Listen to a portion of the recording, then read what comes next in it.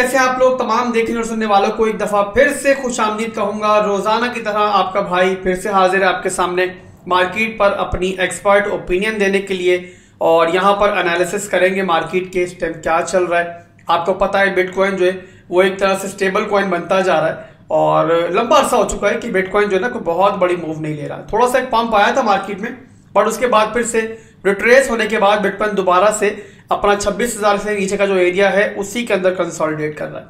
मैंने दोस्तों अक्सर आपको एक बात समझाई है कि जब भी कोई भी एसेट, बिटकॉइन हो गया, कोई भी क्रिप्टो एसेट हो गया, जब वो किसी भी रेंज के अंदर बहुत लंबा अरसा कंसोलिडेट करना स्टार्ट कर देना, तो आप समझ जाओ कि उसके बाद जो एक्सपेंशन का मूव होगा बड़ा तगड़ा होगा। जितनी लंबी आपकी कंसोलिडेशन होगी, इतनी लंबी आपका एक्यूमुलेशन पीरियड होगा, उतना ही तगड़ा आपका एक्सपेंशन का फिर जो है वो मूव होगा।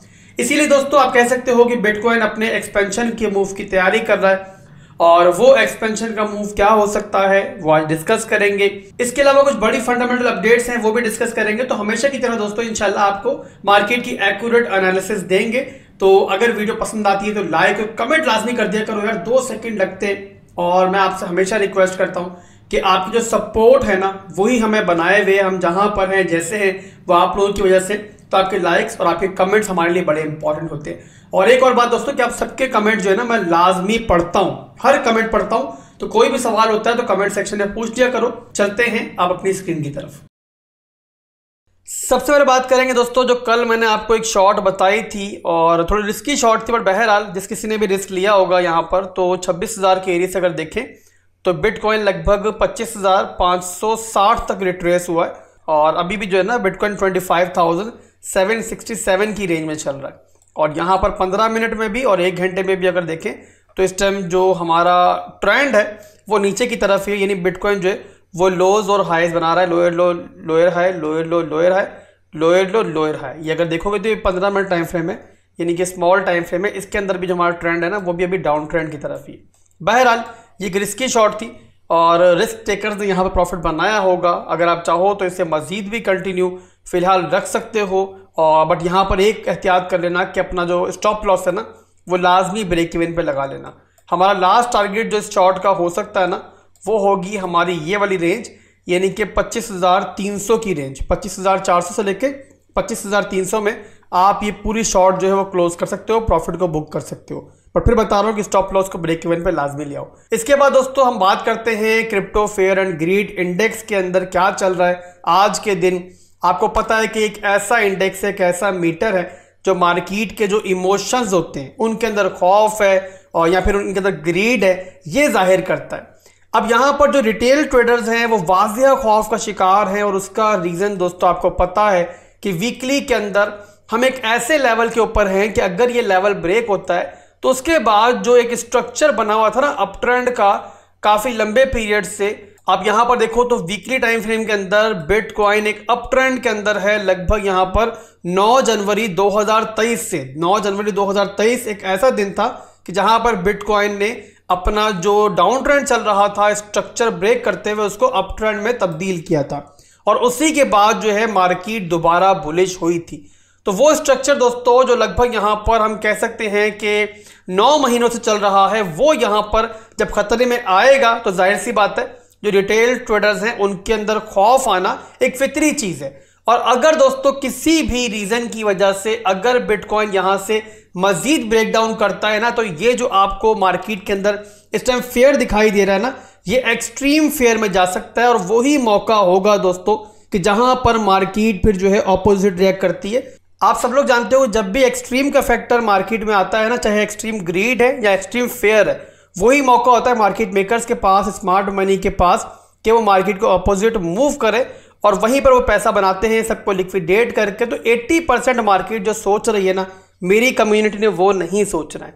मैं कब से काम कर रहा हूँ इस चीज़ के ऊपर कि आपके इमोशंस को मजबूत करूँ और आपको ये समझाऊँ कि 80% जो मार्केट सोच रही है अगर आप भी वही करोगे तो आप उनके साथ लॉस उठाओगे। क्योंकि दोस्तों मार्केट के अंदर ना कभी भी 80% जो मनी है ना वो पैसा नहीं बनाती, पैसा सिर्फ 20% या 10% लोग बनाते हैं। तो आप लोगों ने उनके साथ शामिल होना है और वो तब भी होगा कि जब थोड़ा सा हटकर आप मार्केट के बारे में सोचोगे और उसके लिए आपका गुरु, आपका भाई जो है आपके साथ हमेशा मौजूद है। इसके अलावा दोस्तों बात करें अगर सितंबर के महीने की हिस्ट्री के लिए, तो आपको दिखाई देगा कि सितंबर का महीना जो है ना वो हमेशा ही नेगेटिव रहा है। अगर पूरे साल को आप देखो ना, जनवरी से लेकर अभी तक, तो आपको दिखाई देगा किसी भी महीने में इतनी कंसिस्टेंसी हिस्ट्रिकली नहीं रही है। 2013 से लेकर अब तक का जो डेटा हमारे पास मौजूद है, इन सालों में आप देखोगे तो सितंबर का महीना जो है ना वो सबसे ज्यादा कंसिस्टेंट होता है। कंसिस्टेंट किस तरीके से होता है कि सितंबर के महीने में मार्केट जो है हमेशा जो है हर साल जो है वो नेगेटिव बिहेव करती है, और सिर्फ 2 सालों में ऐसा हुआ है। अगर आप 2013 से देखोगे, 2015 में और 2016 में कि मार्केट ने थोड़ा बहुत न्यूट्रल बिहेव किया। इसको भी हम बहुत ज़्यादा पंप नहीं कह सकते। और देखो तो 2015 में 2.35% और 2016 में तकरीबन 6.04% जो है मार्केट थोड़ी बहुत पॉजिटिव रही है। अदरवाइज हर साल हमें सेम सिनेरियो देखने को मिलता है कि मार्केट जो है ना वो यहां पर रिट्रेस ही करती है। और वही दोस्तों हमें इस महीने भी स्टार्टिंग में दिखाई दे रहा है। और सितंबर के स्टार्ट के 5 दिन देखें तो अब तक मार्केट जो है वो -1.12% जो है वो रिट्रेस हो चुकी है। अब देखना यह है दोस्तों कि जो बकाया 25 दिन बाकी हैं, इसके अंदर सितंबर का महीना हिस्ट्री को दोबारा रिपीट करता है या फिर कुछ अलग देखने को मिलता है। बट ओवरऑल अगर अभी देखें तो सितंबर के महीने का स्टार्ट जो है हमें सेम ही देखने को मिल रहा है। अलबत्ता अक्टूबर का महीना जो आता है ना सितंबर के महीने के बाद, उस पर मार्केट काफी अच्छा परफॉर्म करती है। आप देखोगे तो मार्केट ने 2013 में 60% और 2015 में 33%, इसके अलावा 2017 में 47% और 2021 में लगभग 40% तक पंप किया है। तो ओवरऑल अक्टूबर का महीना जो है ना वो मार्केट के लिए काफी पॉजिटिव होता है। और अक्टूबर के महीने में हमेशा हमने देखा है कि फंडामेंटली भी जो है मार्केट में काफी अच्छी अच्छी खबरें देखने को मिल सकती हैं हमें। और अभी भी हम एक्सपेक्ट कर रहे हैं कि जो बिटकॉइन का स्पॉट के जो ETF है ना, उनका जो रिजल्ट आएगा वो अक्टूबर में आने के चांसेस है। तो अगर दोस्तों बिटकॉइन का ETF स्पॉट का मंजूर हो जाता है अक्टूबर में, तो फिर हमें एक ऐसी अच्छा पंप जो है मार्केट में दोबारा भी दिखाई दे सकता है। बिटकॉइन स्पॉट ETF की बात करें दोस्तों तो ये कितना बड़ा एक मार्केट के लिए मेजर रिवाइवल हो सकता है, इससे अंदाजा लगाओ कि जो स्पॉट का ETF है ना, कोई मामूली इंस्टीट्यूट्स ने इसको अप्लाई नहीं किया हुआ। दुनिया की बड़ी बड़ी फाइनेंशियल इंस्टीट्यूट्स हैं जिन्होंने अप्लाई किया हुआ है, जिनमें ब्लैक रॉक और ग्रे स्केल जैसी कंपनी शामिल है। अब ब्लैक रॉक दोस्तों दुनिया की सबसे बड़ी एसेट मैनेजमेंट कंपनी है, जो कि तकरीबन $8 ट्रिलियन के एसेट्स को होल्ड कर रही है। और अगर दोस्तों इतनी बड़ी फाइनेंशियल इंस्टीट्यूट अगर दाखिल हो जाती है क्रिप्टो मार्केट के अंदर, तो फिर आप अंदाजा लगा सकते हो कि मार्केट कहां पर जा सकती है। तो मेरे भाइयों, इसीलिए मैं कहता हूं कि वक्ती जो मार्केट के अंदर पैनिक आता है, जो वक्ती फंड्स आते हैं, उनको ज्यादा मत सोचो। आप लार्जर पिक्चर को देखो कि मार्केट में आने वाले दिनों में क्या क्या हो सकता है।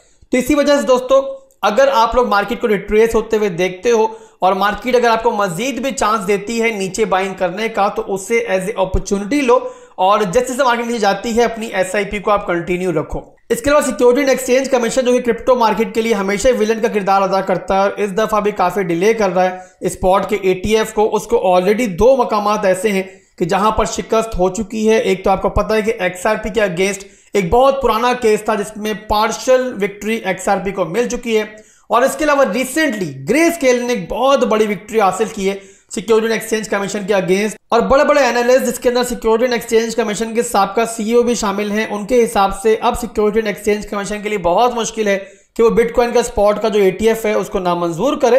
तो वक्त लग सकता है, बट एट द एंड एक अच्छी खबर जो है वो क्रिप्टो मार्केट में जल्द आपको सुनने को मिल सकती है। तो आज की वीडियो में दोस्तों बस इतना ही है। मार्केट का आपको फंडामेंटल ओवरव्यू मैंने दिया है, इसके अलावा टेक्निकली आपको काफी तफसील से मैंने समझाया हुआ है कि मैक्रो लेवल्स के ऊपर क्या चल रहा है और इंट्राडे टाइम फ्रेम्स के ऊपर क्या चल रहा है। कल की वीडियो देख लो अगर आपने नहीं देखी, उसके अंदर मैंने कुछ आपसे ट्रेडिंग प्लान शेयर किए हुए ताकि इंट्राडे टाइम फ्रेम्स के ऊपर आप छोटी छोटी स्कैल्प जो है वो ले पाओ।